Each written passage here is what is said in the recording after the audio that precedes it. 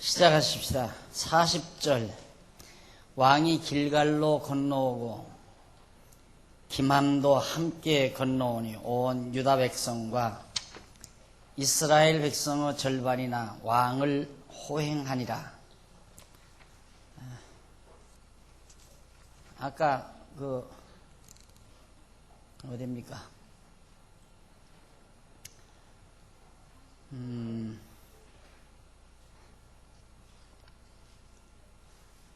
19장 몇 절이냐면 29절 보십니다. 19장 29절 51페이지 19장 29절에 보면 왕이 저에게 이르되 내가 어찌하여 또 네 일을 말하느냐. 내가 이르노니 너는 시바와 밭을 나누라 했죠. 30절 무비보셋이 왕께 구하되 내 주 왕께서 평안히 궁에 돌아오시게 되었으니 저로 그 전부를 차지하게 하옵소서. 여기서 저란 말은 시바 무비보셋 자기 자신을 말하는 게 아니라 시바를 말하는 거예요. 시바를. 그러니까 그냥 시바로 그 전부 다 밭을 차지하게 하십시오. 나는 왕 곁에 가서 머무는 것으로 족합니다. 그런 뜻이죠. 제가 잠깐 착각한 것 같습니다. 다음 넘어가서 다시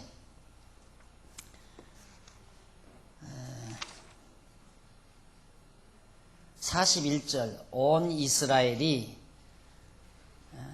54페이지 41절 온 이스라엘 사람이 왕께 나와 고하되 우리 형제 유다 사람들이 어찌 왕을 도적하여 왕과 왕의 권속과 왕을 좇는 모든 사람을 인도하여 요단을 건네었나이까 하며 유다 모든 사람이 이스라엘 사람에게 대답하되 왕은 우리의 지친인 까닭이라. 너희가 어찌 이 일에 대하여 분내느냐. 우리가 왕의 물건을 조금이라도 먹었느냐. 왕께서 우리에게 선물 주신 것이 있느냐. 이스라엘 사람이 유다 사람에게 대답하여 이르되 우리는 왕에 대하여 10분을 가졌으니 다윗에게 대하여 너희보다 더욱 관계가 있거늘 너희가 어찌 우리를 멸시하여 우리 왕을 모셔오는 일에 먼저 우리와 의논하지 아니하였느냐. 하나 유다 사람의 말이 이스라엘 사람의 말보다 더 강경하였더라. 막상 다윗이 이제 예루살렘으로 입성하니까 유다 지파와 나머지 10지파, 이스라엘 나머지 지파들 간에 갈등이 빚어집니다. 왜냐하면 원래는 이제 이스라엘 지파 사람들이 다윗을 예루살렘으로 들여오려고 했잖아요. 그러다가 나중에 유다 사람들이 알고 가서 유다 사람들만 가서 다윗을 모셔온 거예요. 그러니까 열받죠. 이스라엘 지파 사람들이 열받을 거 아니에요. 우리도 가서 모셔올 때 가서 좀 이렇게 환영도 하고 모셔도 같이 오고 했어야 하는데 이스라엘 다른 지파 사람들하고는 상의도 안 하고 유다 지파 사람들 자기들끼리만 싹 와가지고 다윗을 모셔오니까 속이 마음에 이제 상하게 된 거예요. 그래서 유다 지파 사람과 이스라엘 지파 사람들 간에 마음에 여러 가지 갈등이 일어나게 됐다. 옛부터 이제 좋은 일에 호사다마라고 그러죠. 좋은 일에 막아 낀다 그러는데 사람들이 기분이 들뜨게 되면 생각을 넓게 하지를 못해요. 기분이 흥이 돋아져 버리면 사람의 애골수가 되어버려요. 그래서 항상 중대한 일을 처리할 때는 감정으로 해서는 안 된다. 감정이 일어나면 안 돼요. 중대한 일은 항상 머리를 차갑게 해서 넓게 생각하고 우리 유다 지파만 가면 다른 지파 사람들이 어떻게 생각하겠나. 예를 들면 5 형제들이 서울에서 이렇게 살아요. 그런데 부모님이 미국에서 사시다가 오랜만에 지금 국제공항에 오늘 도착한단 말입니다. 근데 막내 아들놈이 그 소식을 저만 알고 싹 가서 부모 모시고 왔다. 그러면 다른 형제들하고 완전히 이간 나는 거죠. 그럴 거 아니겠어요? 당연히 오랜만에 아버지가 귀국 가시니까 5 형제가 다 같이 가서 아버지를 맞아오면 형제부에도 좋고 아버지도 보기 좋고 했을 거 아니겠습니까? 다윗도 마찬가지죠. 유다지파 사람들만 속오는 것보다 12지파 대표들이 다 와서 이제 들어오십시오. 얼마 전까지만도 이스라엘 지파 사람들이 압살롬을 따라서 막 이샤이샤한 사람들 아니에요? 그러니까 다윗도 사실상 예루살렘으로 냉큼 들어온다는 것이 그렇게 쉬운 일은 아니거든요. 백성들의 마음이 어떻게 됐는지 알지도 못하고. 그런 차제니까 12지파 대표들이 그래도 좀 이렇게 무리를 지어가지고 가서 우리가 과거에 좁게 생각했습니다. 다 잊으시고 우리의 왕이 되어주십시오 하고 다윗을 맞아 왔으면 다윗도 얼마나 기분이 좋았겠어요. 그런데 유다지파 사람들이 너무 옹졸하게 일처리한 것으로 말미암아 다윗이 왕궁에 들어오자마자 백성들 간에 그런 시비가 붙게 된 겁니다. 그리고 그 다음 이어서 55페이지에 동그라미 안에 2번에 보면 반역자들이 죽임을 당합니다. 결국 다윗을 반역한 자들이 죽임을 당해요. 그것이 20절에 나오는데 20장에 나오는데 우선 난류인 베냐민 사람 세바가 일어나 다윗 왕을 배반하고 일어나는데 다윗 왕은 후궁 10명을 별실에 죽는 날까지 가두어두고 요압이 아마샤를 만나 칼로 배를 찔러 죽이자 시체를 본 백성이 요압을 따라 세바를 쫓고 요압이 여인으로 세바의 머리를 베도록 하고 돌아오는 그런 일들이, 그러니까 대적들이 다, 반역자들이 하나하나 다 숙청을 당하죠. 우선 보십시다. 1절로 2절, 20장 1절로 2절에 보면 난류인 베냐민 사람 세바가 일어나서 다윗을 배반을 합니다. 마침 거기 난류 하나가 있으니 베냐민 사람 비그리의 아들 세바라 하는 그런 자라. 저가 나팔을 울며 가로되 우리는 다윗과 함께할 분이가 없으며 이새의 아들과 함께할 업이 없도다. 이스라엘아 각각 장막으로 돌아가라 하며 이에 온 이스라엘 사람이 다윗 쫓기를 거치고 올라가 비그리의 아들 세바를 쫓으나 유다 사람들은 왕에게 합하여 요단에서 예루살렘까지 쫓으니라. 다윗이 예루살렘으로 돌아오는 길에 갑자기 반역자 하나가 나옵니다. 난류라고 나오죠. 난류. 그러니까 하나 이제 그 요즘으로 말하면 조폭단과 같은 그런 자들입니다.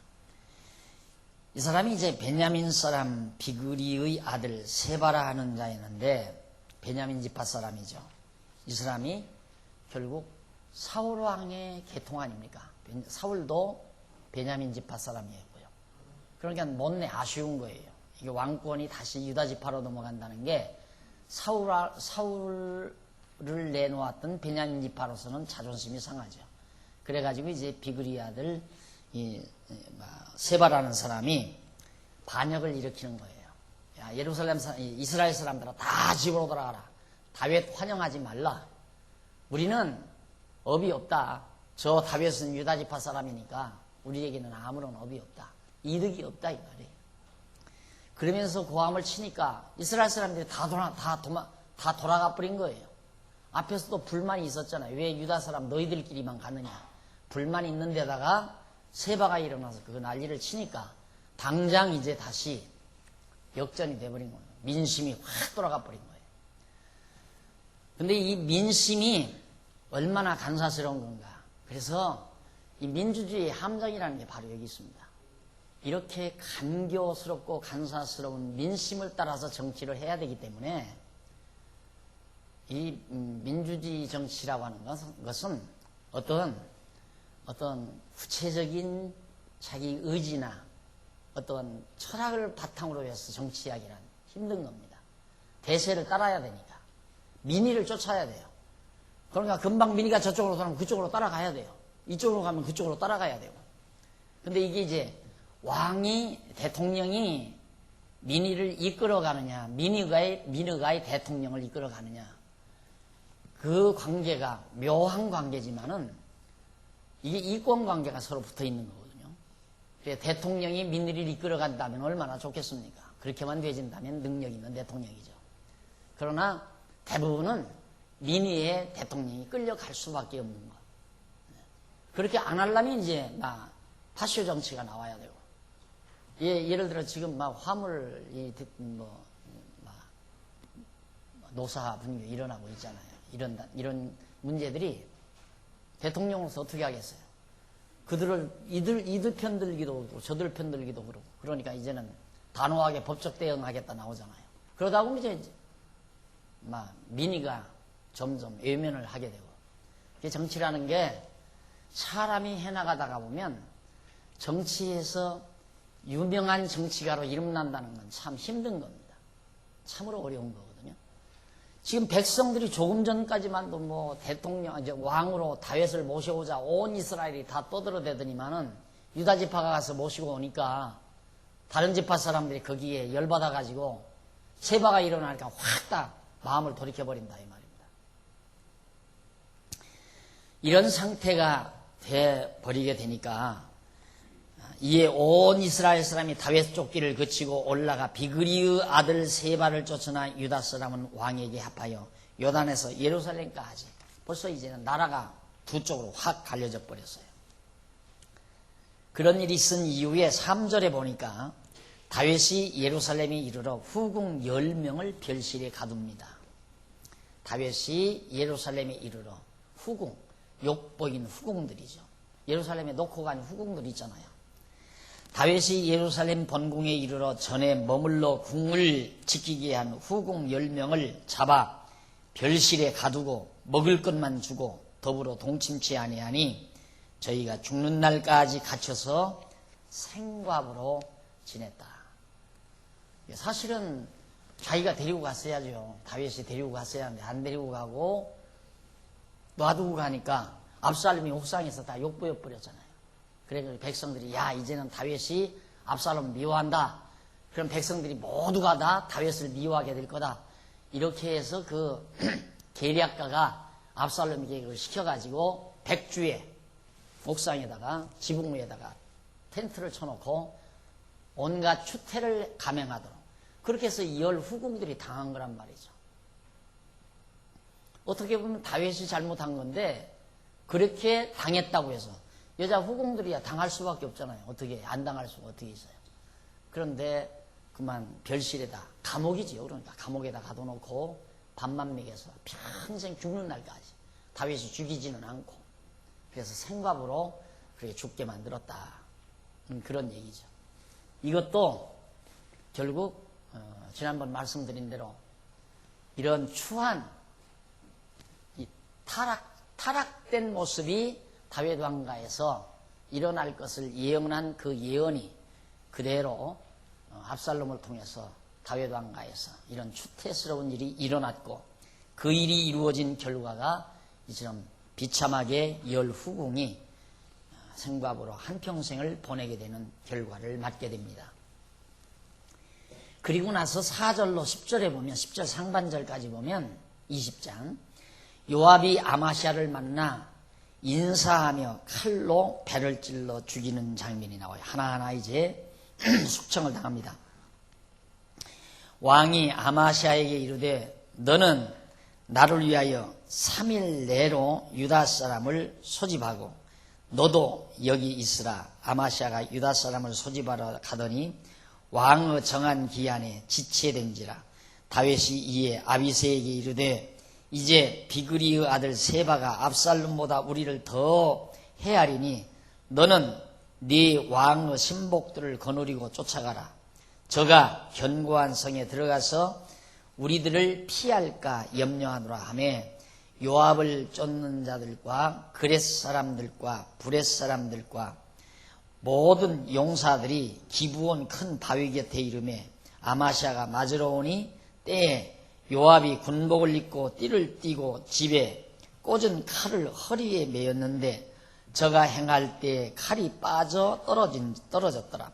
요압이 아마시아에게 이르되 형은 평안하뇨 하며 오른손으로 아마시아의 수염을 잡고 그 입을 맞추려는 체함에 아마시아가 요압의 손에 있는 칼을 주의치 아니한지라.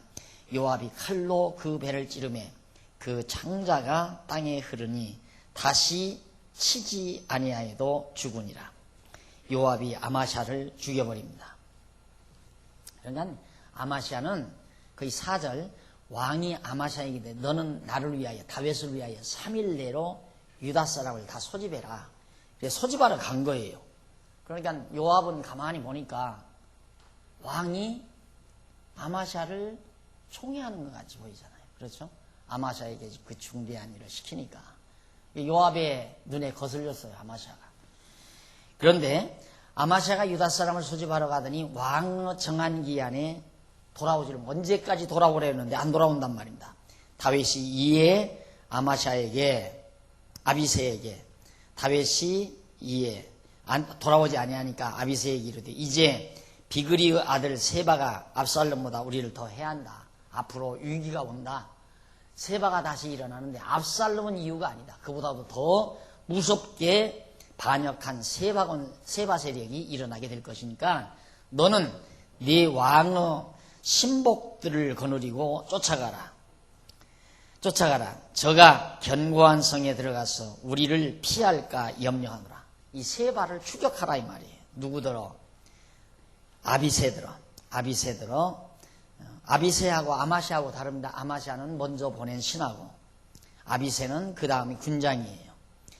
당장 너는 군대들을 거느리고 가서 세바를 추격하라. 요압을 쫓는 자들과 그렛 사람과 블렛 사람과 모든 용사들이 기브온 큰 바위 곁에 이름에 아마샤가 맞으러 오니 때에 요압이 군복을 입고 띠를 띠고 집에 꽂은 칼을 허리에 매는데 저가 행할 때 칼이 빠져 떨어졌다. 그래서 죽는 척하고 요압이 일어나서 그 아마샤를 찔러 죽여버리고 말았습니다. 이렇게 해서 일단 아마샤가 죽임을 당하고 그 다음 10절 하반절로 13절에 보면 아마샤의 시체를 본 백성이 요압을 따라 세바를 쫓습니다.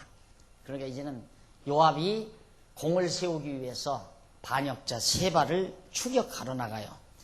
요압과 그 동생 아비새가 비그리의 아들 세바를 쫓는데 요압의 소년 중 하나가 아마샤의 곁에 서서 가로되 요압을 좋아하는 자와 다윗을 위하는 자는 요압을 따르라 할 때 아마샤가 길 가운데 피 속에 굴러졌는지라. 그 소년이 모든 백성을 섰는 것을 보고 아마샤를 큰 길에서부터 밭으로 옮겼으니 거기 이르는 자도 다 멈추어 서는 것을 보고 옷을 그 위에 덮으니라. 아마샤를 큰 길에서 옮겨가매 사람들이 다 요압을 따라 비그리의 아들 세바를 쫓아가니라. 이제는 모든 군대들이 다 요압을 따라서 그 반역자 세바를 추격하게 되는 결과를 가져오게 됩니다. 그리고 나서 14절로 22절에 보면 요압이 여인으로 세바의 머리를 베도록 하고 돌아옵니다. 급기야는 세바를 죽여요. 아마시아 죽고 세바도 죽고. 요압이 이스라엘 모든 집합 가운데 두루 행하여 아벨과 벤마가와 베림 온 땅에 이르니 그 무리도 다 모여 저를 따르더라. 이에 저희가 벤마가 아벨로 가서 세바를 애우고 그 성읍을 향하여 해자 언덕 위에 토성을 쌓고 요압과 함께한 모든 백성이 성벽을 쳐서 헐고자 하니 그 성에서 지혜로운 여인 하나가 외쳐가로되 들을지어다 청컨대 너희는 요압에게 이르기를 이리로 가까이 오라. 내가 네게 말하려 하노라 한다 하라. 요압이 그 여인에게 가까이 가니 여인이 가로되 당신이 요압이니까 대답하되 그러하다. 여인이 저에게 이르되 여종의 말을 들으소서. 대답하되 내가 들으리라. 여인이 말하여 가로되 옛 사람들이 흔히 말하기를 아벨에 가서 물을 것이라 하고 그 일을 끝내었나이다. 나는 이스라엘의 화평하고 충성된 자 중 하나이언을 당신이 이스라엘 가운데 어미 같은 성을 멸하고자 하시는도다. 어찌하여 당신이 여호와의 기업을 삼키고자 하시나이까. 요압이 대답하여 가로되 결단코 그렇지 아니하다. 결단코 그렇지 아니하다. 삼키거나 멸하거나 하려 함이 아니니 그 일이 그러한 것이 아니라 에브라임 산지 사람 비그리의 아들 세바라 하는 자가 손을 들어 왕 다윗을 대적하였나니 너희가 저만 내어주면 내가 이 성읍에서 떠나리라. 여인이 요압에게 이르되 저의 머리를 성읍에서 당신에게 내어 던지리이다 하고 이에 여인이 그 지혜로 모든 성에게 말하며 저희가 비그리의 아들 세바의 머리를 베어 요압에게 던진지라. 이에 요압이 나팔을 불매 무리가 흩어져 성에 물러가서 각기 장막으로 돌아가고 요압은 예루살렘으로 돌아와서 왕에게 나아가니라. 이 반역자 세바가 바로 성에 들어가 있어요. 벤마가와 베림 온 땅에 이르렀는데 결국 저희가 벤마가와 아벨로 가서 세바가 숨어있는 성을 에워쌌어요. 그 성을 에워싸고 막 토성을 쌓고 이제 그 성을 완전히 함락시켜 버리려고. 그러니까 그 성에 지혜로운 여자가 하나 있다가 나와가지고 요압을 좀 보자고 그런다고 그래라. 내가 할 말이 있으니까 좀 보자고 그래라. 그러니까 요압이 장군이 이제 그 여자한테 나갔어요. 그러니까 그 성에서 나온 여자가 하는 말이 이건 우리 기업인데 왜 이 성을 멸살하려고 합니까? 그러니까 아니다. 멸하려고 하는 게 아니라 이 성에는 지금 다윗 왕을 반역한 그런 세바라는 사람이 이 성에 숨어 있다. 그 사람만 내어주면 우리는 물러가겠다. 그러니까 여자가 있다는 말이 그러면 그 세바의 목을 당신에게 던져주겠다. 그리고 여자가 들어가서 성 안에 들어가서 성중 사람들에게 다 얘기를 했어요. 그런 말을. 그러니까 성 사람들이 세바를 잡아서 목 잘라가지고 요압에게 주니까 그만 성은 성대로 편안하게 망하지 않고 세바는 세바대로 다윗을 반역한 세바는 목이 잘라 죽어버리고 말았습니다. 우리가 여기서 주목할 것은 항상 이 다윗에게 언약하신 하나님의 언약을 이루기 위해서는 세바가 안 죽으면 안 되잖아요. 하나님께서 다윗을 영예롭게 하고 그 왕권이 경고케 하고 나라도 견고하게 하고 그 왕가가 영원하도록 하나님이 언약을 했는데 만약에 세바가 다시 또 일어나서 압살롬도 죽었는데 세바가 또 일어나 다윗을 죽인다? 물론 다윗이 지은 죄로 보면은 다윗도 죄값대로라면 죽어야죠. 안 그래요? 다윗도 죄 많이 졌으니까. 그리고 보세요. 그 왕후들도 10명이나 놔두고는 그것도 완전히 가둬서 정말 밥만 주고 그것도 자기가 놔두고 그랬다 이 말이죠. 그러니까 왕궁에 앉아서 그런 생활을 했던 그 다윗으로 봐서는 죄값으로 봐서는 죽어야 마땅해요. 그런데 하나님께서 다윗을 대적하는 자는 다 망하게 돼 있잖아요. 압살롬도 망했지. 아까 이제 시므이도 뭡니까? 누구예요? 그 군장도 하나 심부름 갔던 아마샤도 죽었죠. 그리고는 지금 현재 세바도 죽임을 당하고 말아요. 그래야 하나님 이 언약이 이루어집니다. 그래서 우리가 성경을 볼 때 그 사건 자체에 그냥 아는 것으로 끝나는 건 아무런 의미가 없어요. 왜 이 사건을 성경에 왜 기록했는가? 세바가 죽었다는 사실이 뭐가 대단하기에? 세바라는 사람 우리는 얼굴도 본 적도 없어요. 그런데 다윗 왕을 반역하다가 그가 죽었다. 하나의 역사의 드라마틱한 그런 하나의 이야기 속의 흥미거리로 우리에게 읽게 만든 건 아니잖아요. 여기에 무슨 깊은 의미가 있다 이 말이에요. 그 의미가 뭐냐면 바로 하나님께서 언약을 하신 다윗 왕을 끝까지 보호하시는 하나님의 신실성을 여기서 우리에게 계시하시기 위한 하나님의 역사입니다. 바로 우리의 시각 항상 그 방향으로 우리의 시각을 돌려두어야 성경이 성경대로 바르게 보이는 거란 말입니다. 그런데 그러지 않으면 여러분 보십시오. 하나님의 종을 대적하니까 이렇게 망하지 않습니까? 하나님이 세운 자를 대적하는 건 죽음의 길을 택하는 겁니다. 이러면서 주의 종은 하나님이 세우신 정권대사입니다. 어디 집사가 돼가지고 하나님의 종을 갖다가 하나님의 종 목사님을 하나님의 사자를 대적하고 거역하는가? 당장 죽음을 면하려거든 절대 그런 짓 하지 말라고. 그거 다 부흥사들이 와서 그렇게 다 한마디씩 외쳐주고 가잖아요. 그래야 목사가 목회하기가 편안하죠. 그럼 목사 대적 안 하죠. 그래서 다 벌벌 떱니다. 목사가 이번에 돈 몇십억 해먹었나, 얼마 해먹었나 모르겠어요. 최고랑차고 들어가잖아요. 굉장히 큰 교회 위대한 목사님이.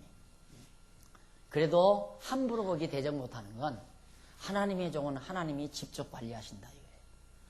우리가 하나님이 세운 자를 우리가 어떻게 하다가는 우리가 망한다.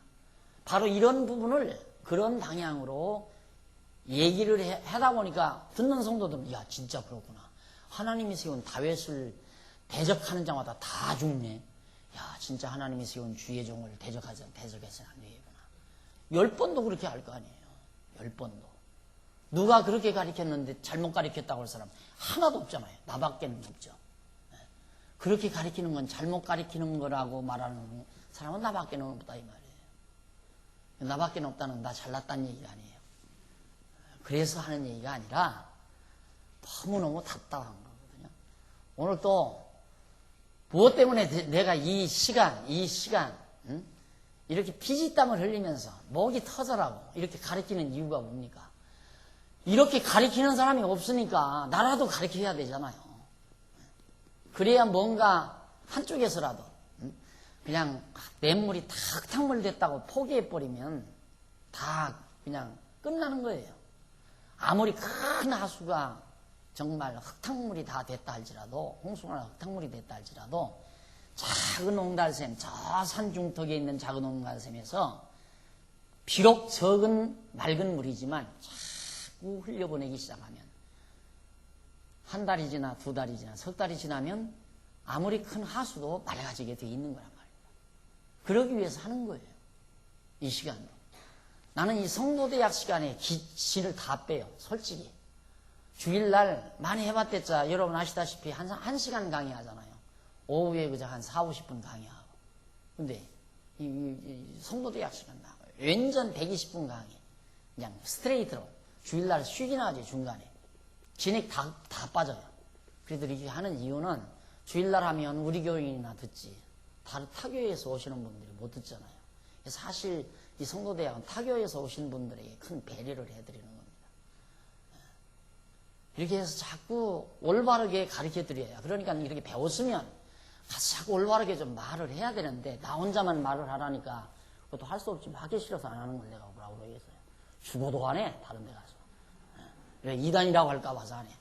그러고는 속으로 너들은 다 엉터리로 믿는다. 나는 잘 믿는다. 그러고 있어. 그러니까 나만 목이 터지는 거죠. 답답한 나만. 말 되잖아요. 하나님이 세운 다윗을 대적하는 자마다 다 죽지 않느냐? 어디 하나님이 기름부어 세운 주의 종 목사를 대적하느냐? 이래버리면 다시 할 말 없는 거죠. 다시. 언약이라는 게 있잖아요. 언약. 다윗을 대적해서 죽는 게 아니라 하나님께서 언약을 이루기 위해서 죽이는 거예요. 다윗과 세우신 언약을 하나님께서 이루기 위해서 다윗을 대적하는 자를 죽이는 거지 다윗 대적한다고 해서 죽이는 게 아니라 이 말입니다.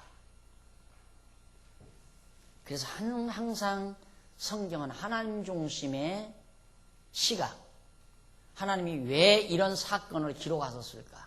왜 우리로 하여금 읽고 배우게 하셨을까?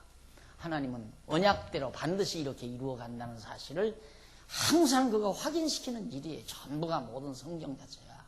그러니까 아주 쉽고 단순한 거죠. 깨닫고 보면. 성경은 어렵고 복잡한 게 아니에요. 읽고 배우면 배울수록 단순해져요. 그래서 나중에 성경을 알고 나면 구슬알처럼 땡그랗게 남아 떨어진다고 그러잖아요. 성경 딱 전부 배워서 딱 깨닫고 나면 투명한 구슬알 돼버리고 말아요. 땡그랗게 구슬알 하나 남아요. 아주 단순하고 명쾌하게 떨어져 버리고 말아요. 그래야 이제 성경을 안다고 하는 거죠. 아직도 자꾸 뭐 시무이가 어떻고 아마시아냐 뭐냐 이름 나 이렇게 더듬어도 상관없어요. 지난번에 집사람이 그러더라고요. 내가 더듬고 강의하는 건 처음 봤대요. 성경에 자꾸 이상한 이름 자꾸 나오니까 더듬을 수밖에 없잖아요. 그거 틀려도 상관없어요. 그거 틀리는 게 중요한 게 아니에요. 내용 좀 뒤집어서 그런데 별로 신경 안 써도 상관없어요. 중요한 건 맹맥이 흐르는 살아있는 그 말씀 속에서의 하나님의 뜻, 의미를 정확하게 붙들어내느냐. 그게 중요한 거죠. 뭐 아마시아를 갖다가 시므이라고 할 수도 있는 거고, 시므이를 갖다가 비글이라고 할 수도 있는 거고, 어떻게 말하다 보면 모세를 요셉이라고 말하기도 하고 그런 거 많아요. 내가 이렇게 가끔 내가 강의한 거 들어봐도 야, 저때 뭔 생각하다가 저렇게 또 쓸데없이 말을 바꿔서 저러나. 그런데 참 많거든요. 바꿔도 여러분들은 옳게 다 알아듣잖아요. 자, 그 다음 이제 세바 머리를 베도록 해서 돌아왔습니다. 예루살렘으로 돌아와서 왕에게 전부 요압은 이제 승리하고 세바를 죽이고 돌아왔어요. 넘어가서 61페이지 20장 23절로 26절에 보면 왕국의 장관, 사관, 서기관, 제사장, 대신 등이 세워집니다. 아주 다윗 왕국이 견고하게, 자, 장관도, 사관도, 서기관도, 제사장, 대신들, 문무백관들이 쫙 자리를 잡히게 되죠. 다윗 왕국이 이제 견고하게 세워져 간다. 요압은 이스라엘 온 군대의 장관이 되고, 여호야다의 아들 브나이아는 그렛 사람과 브렛 사람의 장관이 되고, 아도니람은 감역관이 되고, 아일루스 아들 여호사밧은 사관이 되고, 스와는 서기관이 되고, 사독과 아비아달은 제사장이 되고, 야일 사람 이라는 다윗의 대신이 되니라. 야일 사람 이라는 다윗의 대신이 되니라. 거기 전부 다 나와요. 장관, 사관, 서기관, 제사장, 대신들 쫙 자리 잡아서 다윗 왕국이 견고하게 세워져 갑니다. 밑에서부터 10번째 줄 바꾼데 오십시다. 이상과 같이 다윗 왕국은 그 반역자들이 죽임을 당하고 많은 인재들로 조각이 이루어져 견고하게 회복이 되었다. 틀림없죠? 이는 여호와께서 다윗에게 선지자 나단을 통하여 그로 하여금 모든 대적에게서 벗어나 평안케 하리라고 예고로 언약하신 말씀을 이루어 주신 섭니다. 사무엘하 7장 11절. 평안케, 견고케, 평안케 같은 얘기죠. 평안하게, 나라가 평안하게 하리라. 그 언약이 그대로 이루어진 것을 우리에게 보여주는 것이다. 넘어갑시다. 물론 이러한 섭리는 여호와께서 62페이지 이러한 섭리는 여호와께서 언약하신 언약자손인 예수 그리스도, 아브라함과 다윗 자손으로 오실 예수 그리스도를 반역하는 자를 다 멸하실 섭리에 대한 예표로서의 모형과 그림자죠. 그리고 다윗 왕국이, 그리스도의 왕국이 견고하게 편안하게 세워질 것을 모형적으로 보여준 겁니다. 그러니까 이 다윗을 얘기를 하려면 언약 자손인, 언약의 자손, 언약의 씨로 오신 예수에다 대비를 해야지, 여기다가 다윗 이퀄 목사, 이 말이 되느냐 이 말이에요. 말이 안 되는 얘기 아니에요. 그런데 다윗도 기름 부어 세운 왕이고 목사도 기름 부어 세웠다니까. 다른 사람들은 다 기름 부었대요, 목사. 근데 나는 안수 받을 때 기름 한 방울도 받은 일이 없어요. 그때는 내가 뭐 교회도 어렸기 때문에 머리에다가, 지금은 가끔 약간 뭐 기름기를 좀 바를 때도 있지만은 그때는 머리에다 기름도 못 바르고 가서 안수 받았어요. 그런데 무슨 놈의 기름 부어는 거예요, 목사. 근데 다윗 이퀄 목사, 나는 다윗은 예수의, 만왕의 왕이신, 다윗은 이스라엘의 왕이니까 만왕의 왕이신 예수 그리스도의 모형과 그림자라 이 말입니다. 다윗이 예수와 이퀄 똑같은 게 아니라 이건 하나의 그림자예요. 장차 오실 예수 그리스도에 대한, 만왕의 왕이신 그리스도에 대한 그림자. 그러니까 예수 대적하면 망한다, 이 말은 맞는 얘기죠. 기름 부음 받으신 예수를 대적하는 자는 망한다. 왜? 이는 언약 자손이니까. 예수 그리스도가 세우신 하나님의 나라를 대적하는 자가 망하지 않으면 어떻게 돼요? 다 망하게 돼 있는 거죠. 다윗 왕국을 대적하는 자가 망하듯이 그리스도의 왕국을 대적자들은 다 망한다 이 말이에요. 그리고 그리스도의 나라는 승리하게 돼 있는 거고. 성경을 그렇게 풀어야 정확한 거 아니에요? 그런데 말만 되면 갖다 붙이는 거야. 자, 그 다음 원수를 쳐서 멸하는 내용이 21장에 나옵니다. 이제는 내치가 다 이루어졌어요. 내치가. 다윗 왕국이 내치. 국내, 나라 안의 모든 치리가 견고하게 잘 이루어졌어요. 그러면 이제는 외치가 이루어져야죠. 외치. 그래서 주변국의 원수들, 대적들 쳐서 멸해야 나라가 평안해지잖아요. 그렇죠?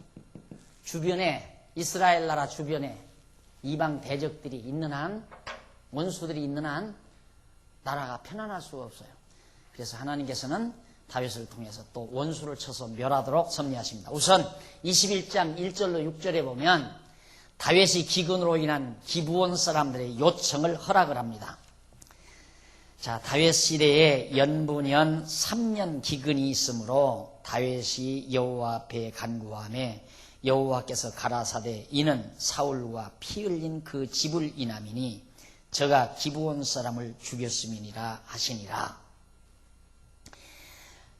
여호와 앞에 3년 동안 계속 기근이 임하니까 하나님 앞에 다윗이 기도할 거 아니에요. 여호와 앞에 간구를 하니까 여호와께서 말씀하시기를 왜 이렇게 기근이 임하느냐? 사울과 피 흘린 그 집을 인함이니 저가 기브온 사람을 죽였습니다. 사울이 기브온 사람을 죽인 피 흘린 죄로 인해서 이 땅에 지금 이렇게 기근이 임한다. 하나님께서 그러신다 이 말이에요. 기브온 사람은 이스라엘 족속이 아니요 아모리 사람 중에서 남은 자라. 이 기브온 사람은 이스라엘 족속이 아니요 아모리 족속들 가운데서 남아있는 사람들인데 왜 처음에 이제 여호수아가 가나안 땅 들어가서 땅 정복할 때 왜 기브온 사람들이 거짓말로 해서 멀리서 온 것처럼 해가지고 와서 평화조약 맺었잖아요. 그래서 그때 이제 그 평화조약을 맺어가지고 할 수 없이 기브온 사람은 안 죽인 거란 말입니다. 기브온 전쟁에서. 그래서 기브온 사람이 살아남은 사람이에요.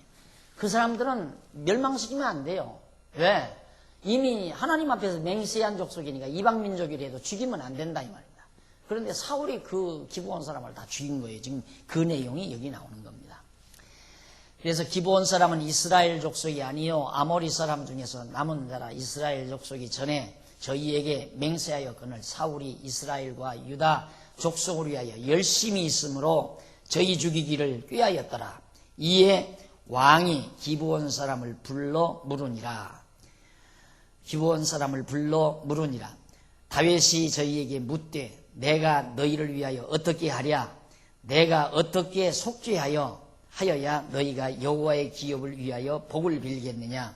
기브온 사람이 대답하되 사울과 그 집과 우리 사이의 일은 은금에 있지 아니하오니 이스라엘 가운데 사람을 죽이는 일은 우리에게 있지 아니하니이다. 왕이 가로되 너희 말하는 대로 시행하리라. 저희가 왕께 고하되 우리를 학살하였고 또 우리를 멸하여 이스라엘 경내에 머물지 못하게 하려고 모해한 사람의 자손 7을 내어주소서. 여호와의 빼신 사울의 고을 기브아에서 우리가 저희를 여호와 앞에서 목매어 달겠나이다. 왕이 가로되 내가 내어주리라 하니라. 자, 이 기브온 사람들에 의해서 이제 흉년이 기근이 계속 임하니까 하나님께서 그 이유 때문이다. 그래서 기브온 사람들에게 내가 어떻게 해줬으면 좋겠느냐 그러니까 우리는 뭐 돈 그런 게 이권 문제가 아니다. 기브온 우리 사람들을 사울 족속들이 많이 죽였으니까 그 사울 족속 그 족속들 중에 우두머리 노릇한 사람들 우리를 학살시키는 기브온 사람들을 죽이는데 앞장섰던 7사람 대표자 7사람만 내달라. 그래서 다윗이 그걸 허락을 했어요. 내주기로. 그렇게 해서 이제 기브온 사람들이 그 베냐민 사울 족속 중에서 7사람을 받게 됐는데 받아가지고 어떻게 하겠는가? 그 사람들 7사람을 내어주면 목매다가 죽이겠다 이거예요. 다 죽여버리겠다.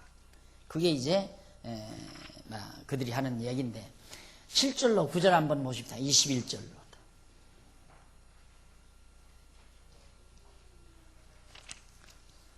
21장 7절로 다윗이 사울 후손을 기브온 사람에게 맡겨서 죽인다. 그러나 다윗과 사울 아들 요나단 사이에 서로 여호와를 가리켜 맹세한 것이 있으므로 왕이 사울 손자 요나단의 아들 무비보셋은 아끼고 여전히 절름발이인 무비보셋은 절대 내주지 않아요. 8절 이에 아야의 딸 리스바에게서 난 자 곧 사울의 두 아들 알모니와 무비보셋과 사울의 딸 메랍에게서 난 자 곧 무할랏 사람 바르실레의 아들 아드리엘의 5 아들을 잡고 저희를 기브온 사람의 손에 붙이니 기브온 사람이 저희를 산 위에서 여호와 앞에 목매어 달매 저희 7 사람이 함께 죽으니 죽은 때는 곡식배는 처음 날 곧 보리 배기 시작하는 때라. 그래서 결국 이제 사울의 사울을 반역하는 그런 원수들을 대적들을 하나하나 물리쳐 멸하게 되집니다. 그리고 10절로 14절 봐도 다윗이 사울 왕과 그 후손의 유해를 찾아서 그런데 그렇게 7 사람을 죽였는데 사울은 그 시체들을 잘 찾아서 장사를 지내주는 아주 그런 폭넓은 너그러운 행위를 보여주고 있습니다. 나는 이 다윗의 치적 내용을 볼 때마다 한결같아요. 한결. 그것이 어디서 나오는 힘인가? 다윗이 어디서 그런 힘이 나오는가? 원수들을 너그럽게 대하는 힘이 어디서 나오는가? 여호와를 의지하는, 여호와의 언약을 믿는, 여호와 하나님을 깨닫고 그 언약을 믿는 신앙의 힘이라고 그렇게 생각을 해요. 어찌하든 하나님은 내 편이다. 아무리 대적이라 할지라도 내가 미워해서 저들을 내가 어떻게 처치해야 되겠다는 사악한 마음이 다윗에게 안 들어가는 이유는 원수가 없는 것이 자기에게 있는 것이 아니라 하나님께 있다는 걸 아니까. 그리고 하나님은 다윗을 위하여 싸우는 게 아니라 당신의 이름을 위하여 싸운다는 거 아니에요. 아주 중요하잖아요, 그 말. 그래서 당신의 이름을 위하여, 여호와의 이름을 위하여. 이름, 다윗을 위한 거냐? 다윗을 위한 거냐? 여호와의 이름을 위한 거냐? 10번도 여호와의 이름을 위한 거예요. 이것은 신본주의죠, 신본주의. 다윗을 위한다는 건 인본주의예요. 그러니까 하나님이 나를 위해서 이렇게 생각하는 건 인본주의 사상이에요. 내가 목적이니까. 그렇잖아요. 하나님은 하나님을 위한 거예요. 하나님은 하나님을 위해서. 당신의 이름을 위하여. 그게 철저한 신본주의죠. 다윗은 이런 철저한 신앙이 그의 마음속에 아주 견고하게 자리 잡고 있기 때문에 보편적으로는 할 수 없는 일을 그 원수들 그렇게 죽였으니까 뭐 썩든가 말든가 들짐승들이 와서 다 해치우든가 무슨 상관이 있어요. 그런데 전부 다 갖다가 아름답게 장사를 지내도록 한번 보십시다. 10절 아야의 딸 리스바가 굵은 배를 가져다가 자기를 위하여 반석 위에 펴고 곡식 빼기 시작할 때부터 하늘에서 비가 시체에 쏟아지기까지 그 시체에 낮에는 공중의 새가 있지 못하게 하고 밤에는 들짐승이 범하지 못하게 한지라. 이에 야의 딸 사울의 첩 리스바의 행한 일이 다윗에게 들림에 다윗이 가서 사울의 뼈와 그 아들 요나단의 뼈를 길르앗 야베스 사람에게 취하니 이는 전에 블레셋 사람이 사울을 길보아에서 죽여 벳산 거리에 매어 단 것을 저희가 가만히 가져온 것이라. 다윗이 그곳에 사울의 뼈와 그 아들 요나단의 뼈를 가지고 올라오매 사람들이 그 달려 죽은 뼈를 거두어다가 사울과 그 아들 요나단의 뼈와 함께 베냐민 땅 셀라에서 그 아비 기스 묘에 장사하되 모두 왕 명대로 쫓아 행하니라. 그 후에야 하나님이 그 땅을 위하여 기도를 들으시니라. 자비를 베풀어서요. 그러니까 기스의 아들이 사울 아니에요? 사울과 그 후에 그 대적자들, 원수들 이들을 전부 고향 땅 기스 조상묘가 있는 거기에다가 안장을 했어요. 사실 사람도 자기 집안 어른 요즘에는 다 화장을 왜 합니까? 물론 땅도 없어서 화장하지만은 저놈이 내 묘 풀 깎아주겠나? 부모들이 믿질 않아요, 자식을. 공연히 나 땅에다 묻어놓고 풀만 우북이 쌓을 바에야 차라리 화장하는 게 낫다. 그래서 화장하는 경우가 참 많잖아요. 자기 부모 묘도 관리를 안 하는 세상인데 이게 보편적인 우리 지금 현대 젊은이들의 생각 아닙니까? 예, 아버지가 산소 다니는 건 막 증조할아버지, 고조할아버지, 고조할아버지, 증조할아버지, 고조할아버지, 할아버지 막 이렇게 막 묘가 수두룩하게 막 10대묘 막 이렇게 가득하단 말입니다. 그걸 온종일 비지땀을 흘리면 깎잖아요. 아들 데리고 가서 보라고 가르치는데 아버지 이걸 어떻게 해요? 그냥 회사에 맡겨버리세요. 그래서 이제 회사 생기잖아요. 불가능한 회사. 그런데 다윗이 무슨 상덕을 보겠다고 사울의 집안에 그 모든 뼈골 다 흐트러진 뼈골까지 사울의 뼈골 요나단의 뼈골까지 다 찾아서 7사람 죽은 사람의 시체까지 다 해서 조상적 기스의 묘 있는 곁에다가 종종 묘처럼 종산처럼 그렇게 해서 잘 묘를 만들어준. 그러자 하나님께서 기근을 끝나게 그렇게 만들어주셨다. 이렇게 해서 결국 이제는 어려운 일이 끝나게 됐는데 그 다음 21장 15절로 17절 다윗과 신복들이 블레셋 사람과 싸워 승리를 거두죠. 외치 나오잖아요. 안에 있는 대저 원수 다 일본 진멸되고 이제 블레셋 군대를 쳐서 승리를 거두게 합니다.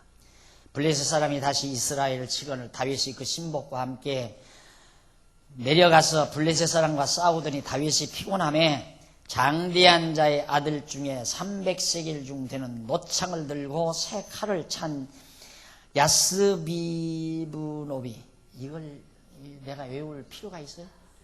그러니까 더듬더듬하지. 다윗을 죽이려 함으로 수르의 아들 아비새가 다윗을 도와 그 브렛 사람을 쳐 죽이니 다윗의 종자들이 다윗에게 맹세하여 가로되 왕은 다시 우리와 함께 전장에 나가지 마소서 이스라엘의 등불이 꺼지지 말게 하옵소서 하니라. 제발 좀 왕께서는 나오지 마십시오. 전쟁에 나오지 말고 왕 죽으면 끝납니다. 다윗은 내가 안 죽는다 믿어지니까 내가 왜 죽냐? 전쟁터에 싸우면 안 죽는다. 그러니까 전쟁터에 나가는데 신하들은 조마조마한 거예요. 다윗왕 죽으면 끝나는데 그러니까 제발 좀 당신은 왕궁에 가만히 계시오. 싸우면 우리가 나가서 할 테니까 그러는 거예요. 결국 블레셋을 쳐서 승리를 거두죠. 근데 이것도 승리 자체에 목적이 있는 게 아니잖아요. 하나님께서 다윗 왕가를 평안케 하시겠다는 언약을 이런 방법으로 하나하나 이루어 가시는 살아계신 하나님의 역사 섭리를 우리는 여기에서 눈여겨보는 것이 성경을 보는 바른 시각이라는 얘기입니다.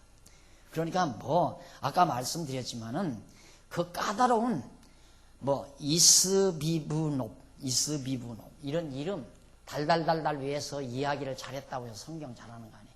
저도 20대 중반에 농촌운동 할 때 이거 다 아이들에게 그냥 성경 안 보고 근데 지금은 그게 안 된단 말입니다. 딱 강의하기 전에 이거 한 몇 장 이제 오늘 저녁 아이들에게 강의해 줄 거 쫙 읽습니다. 읽으면 이름이야 뭐야 내용이야 머릿속에 싹 다 들어와요. 그러면 딱 성경 덮어놓고 그냥 애기들을 청소년들 눈 하나나 눈동자 하나 놓치지 않기 위해서 그냥 아주 연극도 해가면서 채수사도 해가면서 어른 소리도 하고 애기 소리도 해가면서 호랑이 소리도 해가면서 막 그렇게 하면서 강의를 했거든요. 그런데 자꾸 제가 이제 이 논리, 구조 이런 데 신경을 쓰다 보니까 이제는 이 내용 줄거리를 외우지를 못하겠어요. 이름도 전혀 안 외워지질 않아요. 그래도 중요한 건 뭐냐면 이 내용의 흐름, 그거에 내가 항상 주목을 하니까. 그래서 이 사람의 관심이라는 게 인간의 그 기억력에 크게 이제 자극을 준다. 그래서 이제 성경, 이제 공부하는 사람도 그래요. 공부할 때도 한번 정말 아슬아슬하게 틀린 문제. 그건 한번 기억되면 다시는 안 잊어버리죠. 그러니까 굉장히 관심 집중됐던 문제가 틀려가지고 다시 발견하게 된다면 평생 잊어지잖아요. 이게 공부하는 방법이죠, 그것이. 그러니까 내가 얼마나 관심을 두느냐에 내 기억력이 활용이 되는데, 이 내용에 자꾸만 신경을 안 쓰고 흐르는 논리에 자꾸만 신경을 쓰다 보니까 뭐 사람 이름이라든가 그 지역 이름 이런 것들이 자꾸 퇴색해지고 그런 거에 대해서 자꾸 둔감해지고 그런 걸 제가 자꾸 느끼겠더라고요. 이게 다 20대 중반에 전부 다 머릿속에 달달달달 매서 다 했던 일이거든요. 그런데 그게 다 사라져 버렸어요. 나이가 들어서 그러는지, 나이가 들어서 그렇다고는 생각 안 돼요. 계속해서 이 논리 쪽으로, 논리적인 구조 쪽으로 관심을, 의미 쪽으로 관심을 기울이다 보니까, 그리고 사실 이게 뭐 별로, 블렛에 쳐서 이겼다. 그게 뭐가 그렇게 대단히 중요한 겁니까? 안 그래요? 우리가 뭐 예를 들어서, 싸우면 안 되겠지만, 김정일하고 싸워서 우리가 깨끗하게, 파괴도 안 하고 이겼다 한다면, 그건 정말 톱니슛감이죠. 우리가 기억을 해야 되고, 자꾸 얘기해야 되겠지만, 옛날 옛쪽 뭐, 다회당 얼굴도 모르는 사람이, 블레셋 사람이 어떻게 생긴지 우리가 어떻게 알아요? 쳐서 이겼다는데 우리가 지금 이 시간에, 이 아까운 시간 앉아서 배워야 할 이유가 뭐냐 이거죠. 그건 바로 하나님께서 언약대로 나라를 평안케 하신다고 언약하신 그 언약을 이루어 가시는 구체적인 내용을 지금 우리에게 역사적인 실제 사실을, 언약은 사실은 말로 한 거니까 이론 아니에요? 그렇죠. 이론이란 말이다. 성취는 사실 근거고,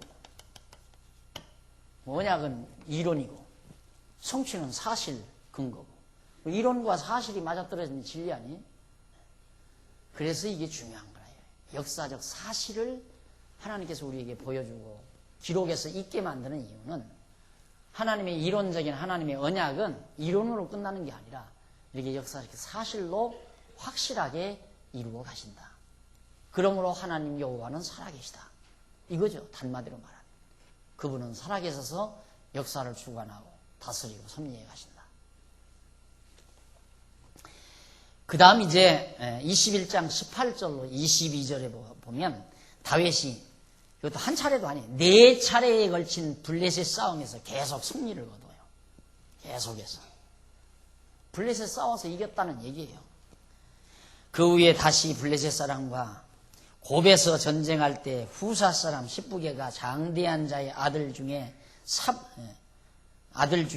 10을 쳐 죽였고, 또 다시 블레셋 사람과 곱에서 전쟁할 때 베들레헴 사람 야레 오르김의 아들 엘하나니 가드 골리아스 아우 라흐미를 죽였는데 그 자의 창자로는 배틀채가 땄더라. 20절. 또 가드에서 전쟁할 때 그곳에 키 큰 자가 하나는 매 손과 매 발에 발가락이 6씩 모두 24가락이 있는데, 이상한 사람이죠.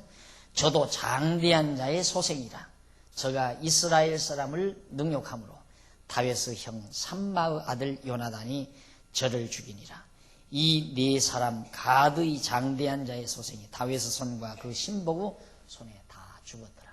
블레셋, 지금의 팔레스타인이죠. 블레셋 사람의 장군, 아주 힘센 장사 4사람이 다 이스라엘 다윗의 장군들에게 다 패망해서 죽어 멸망을 당하고 이스라엘이 승리를 거두는 놀라운 역사적 사실을, 거기 이름을 자세히 밝힌 건 역사성을 우리에게 더 강조해 주는 거죠. 지역 이름, 사람 이름, 그리고 연대, 이 역사에서 가장 중요한 건 연대 아니에요? 연대.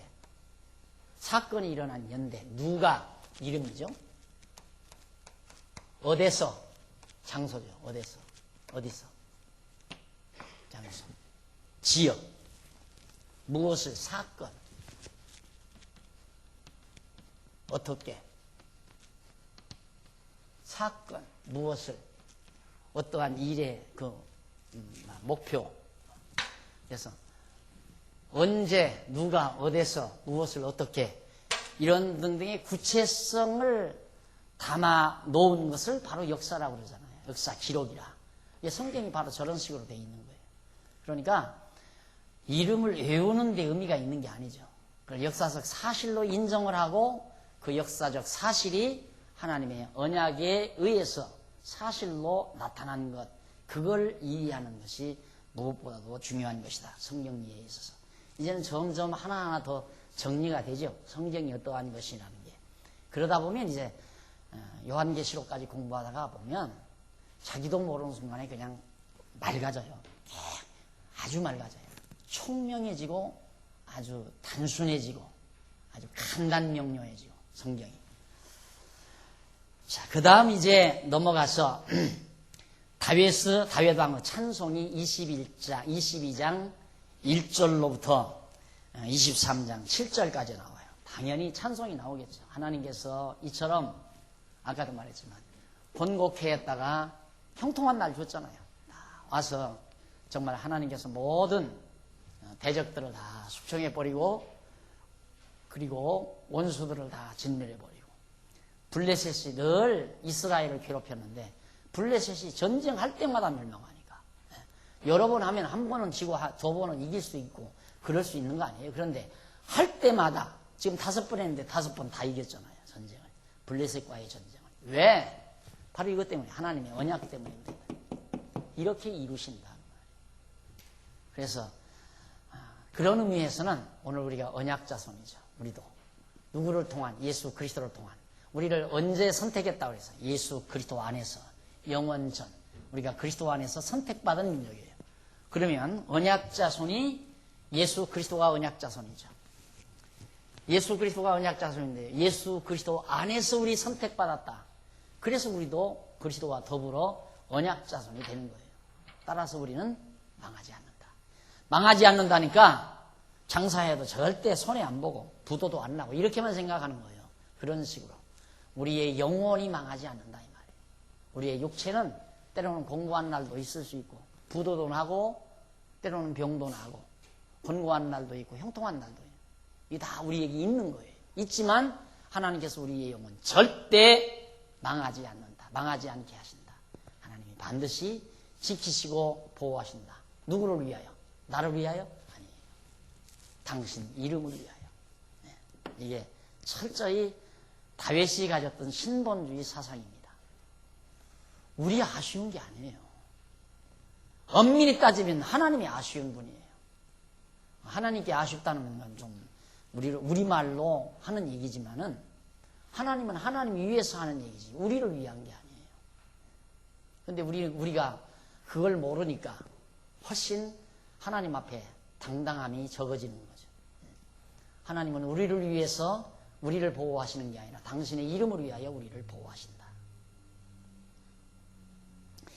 그래서 결국 이 사실을 다윗이 깨닫고 결국은 놀라운 찬송을 부르게 합니다. 이게 이제 하나님의 목표예요. 은혜의 영광을 찬미케 하려는 것.